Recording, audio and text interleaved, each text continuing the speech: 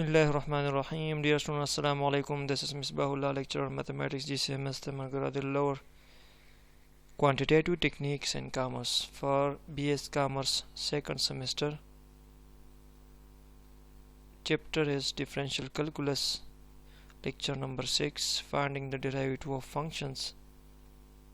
Outline of this lecture is derivative of a constant, derivative of constant time of function, derivative of sum of two or more functions, derivative of difference of two or more functions.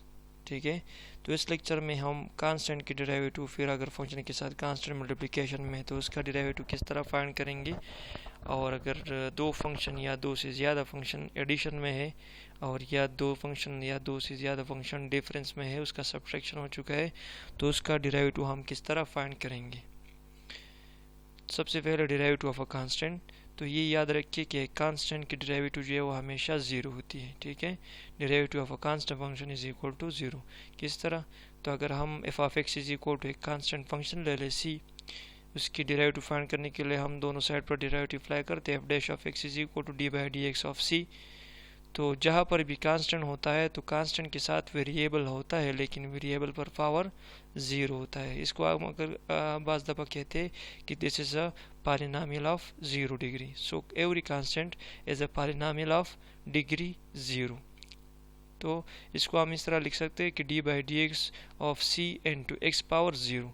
X power zero से again one आएगा तो वो step दोबारा आ सकता है इससे. तो इसको हम c into x power zero लिख सकते हैं.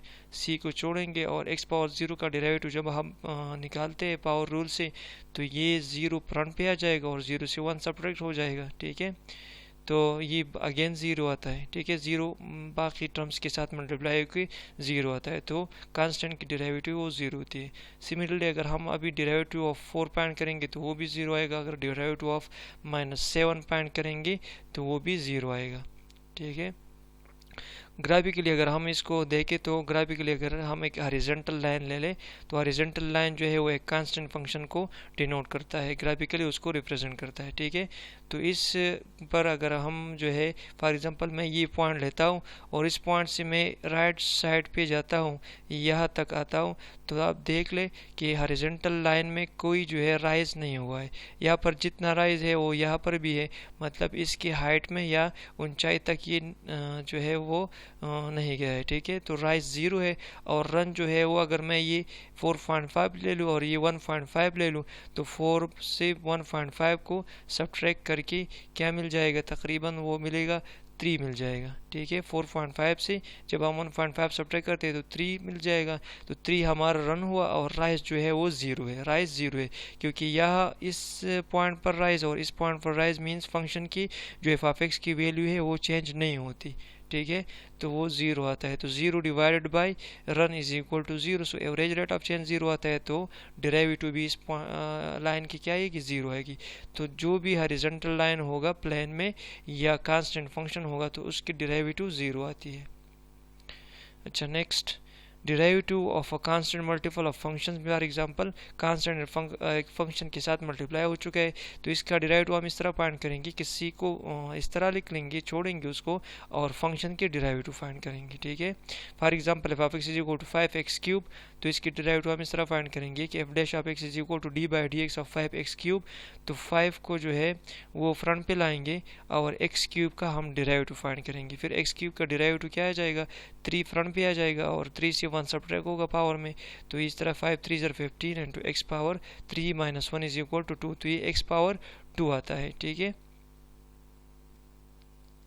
सो the derivative of 5x cube is equal to 15x square. Now derivative of sum of two functions. Sum of two functions, जब दो फंक्शन होते हैं और वो दोनों एडिशन में होते हैं तो उसका डेरिवेटिव किस तरह फाइंड करेंगे, तो बहुत सिंपल है. डेरिवेटिव हम एफ ऑफ एक्स को भी अप्लाई करेंगे और plus derivative of g of x को भी हम अप्लाई करेंगे. तो दोनों फंक्शन जब एडिशन में हो तो दोनों को अलग अलग हम डेरिवेटिव अप्लाई करेंगे. ठीक है।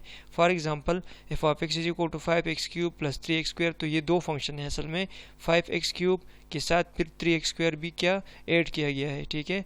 तो हम डेरिवेटिव लेंगे f dash of x is equal to d/dx of 5x³ plus 3x², so this will be equal to the derivative of 5x³ and then plus the derivative of 3x². So the derivative of sum of two function is equal to sum of their derivative. Okay, so this is equal to 5 अपनी जगह पर और x³ के हम derivative लेंगे plus 3 अपनी जगह पर और x² के हम डेरिवेटिव लेंगे, ठीक है।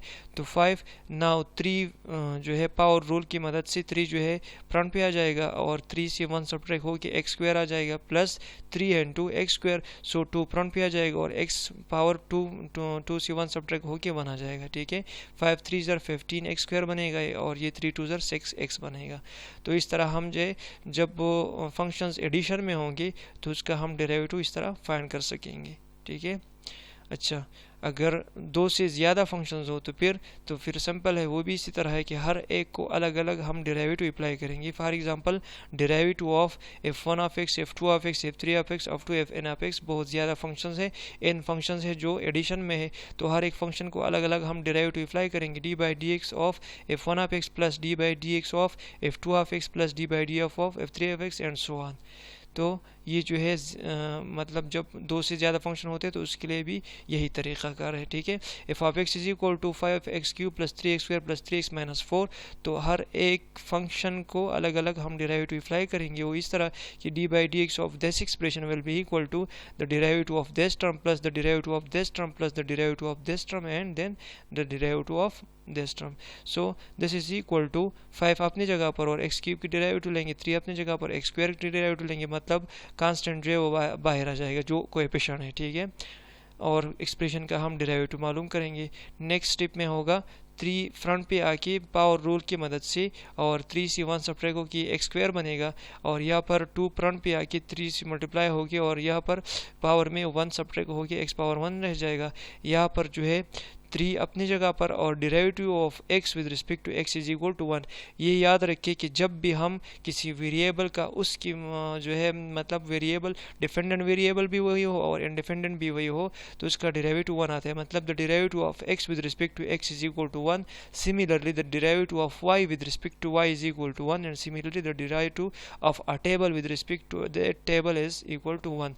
तो ये याद रखिए। तो यहाँ पर x का डेरिवेटिव क्या बन जाएगा, 1 बन जाएगा और 4 का डेरिवेटिव तो ज़ीरो है, क्योंकि हमने पहले जो है स्लाइड में पढ़ा है कि derivative of a constant is equal to 0।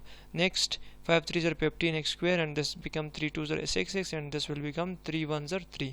सो ये हम जो है जब फंक्शंस ज़्यादा हो और वो एडिशन में हो तो उसका डेरिवेटिव हम इस तरह फाइंड करेंगे, हर एक टर्म को अलग अलग डेरिवेटिव हम अप्लाई करेंगे। Derivative of difference of two function, ये बहुत ही आसान है, जिस तरह एडिशन का है इसी तरह सब्ट्रैक्शन का है, ठीक है। सिर्फ फ़र्क है प्लस माइनस का। तो अगर दो फंक्शन जो है वो उसका डिफरेंस है वो सब्ट्रैक्ट किए गए हैं, ठीक है, तो उसका डेरिवेटिव जो होगा वो the difference of their derivatives, it will be equal to the difference of their derivative. So इस पर भी डेरिवेटिव अप्लाई करेंगे और इस पर भी, और दोनों को सब्ट्रैक्ट करेंगे, ठीक है। For example 5x³ minus 3x², तो ये दो फंक्शन जो है वो सब्ट्रैक्शन में है, उसका डिफरेंस है, तो इस पर डेरिवेटिव अप्लाई कर लो 5x³ पर और फिर माइनस 3x² पर अलग से डेरिवेटिव अप्लाई कर लो। जिस तरह सम रूल है इस तरह डिफरेंस रूल भी है, ठीक है, सिर्फ प्लस और माइनस का फ़र्क है। अभी इसका डेरिवेटिव अगेन वो जो है 5 को छोड़ेंगे और x³ का डेरिवेटिव लेंगे, इस तरह 3 को छोड़ेंगे x² का डेरिवेटिव लेंगे, तो ये 5 3 ज़र 15 बनेगा और ये जो है 3 से 1 सब्ट्रैक्ट हो चुका है तो इस तरह x² बना है और 3 2 ज़र 6 x, तो ये जो है डिफरेंस रूल है। सिमिलरली अगर दो से ज़्यादा फंक्शन हो डिफरेंस में, फॉर एग्जांपल इस तरह हो f1x minus f2x and so on, so तो उसको भी जो है हर एक टर्म को डेरिवेटिव अप्लाई करके और फिर उसका सब्ट्रैक्शन करेंगे। अच्छा, अगर मैं ये ले लूँ कि 5x³ minus 3x² plus 3x minus 4, तो इसमें सम रूल भी है और डिफरेंस भी है, सब्ट्रैक्शन भी हो चुका है, एडिशन भी हो चुका है, तो बस सिंपली हर एक टर्म को जो है डेरिवेटिव अप्लाई कर लो। इसी तरह derivative of 5x³ derivative of 3x² derivative of 3x and derivative of 4, और this is minus this plus and this minus अपनी जगह पर, तो इस पर फिर डेरिवेटिव अप्लाई करके we will get this expression. F dash of x is equal to 15x² minus 6x plus 3। ये स्टेप्स आप खुद ट्राई कर सकते हो, ये बार बार मैंने जो है किए हैं, तो आप लोग खुद ट्राई कर लो, इजी है, कोई मुश्किल इसमें नहीं है। ठीक है, ओके, थैंक यू, वस्सलाम।